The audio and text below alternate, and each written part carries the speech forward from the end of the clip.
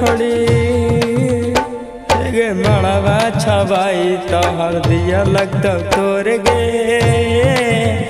जब याद हमरे आई तो पियावा के गोदी में जाके जइली तू झूल गे। प्यार जब कैलही काहे गेलही पिछूल गे।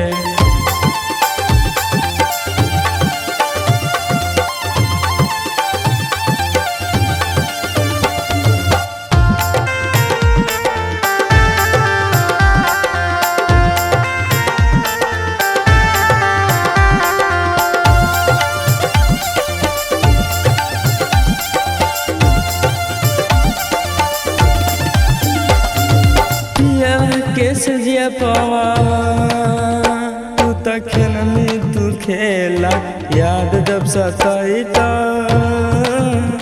सोना कनम ही अकेला।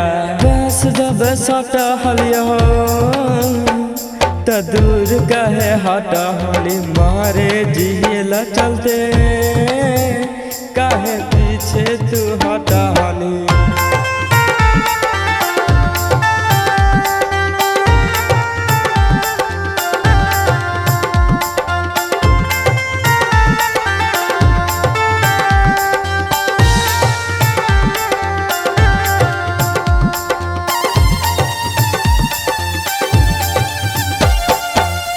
गलती कलिया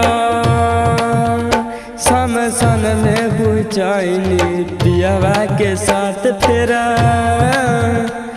करे दवा लगाइली। तोर दिल के हाल गे असिकावे जाना हो ससुरा में सोना रात दिन काना टकोरवा हो तो छोड़ी गे मड़वा छवाई तो हर दिया लगता तोर गे।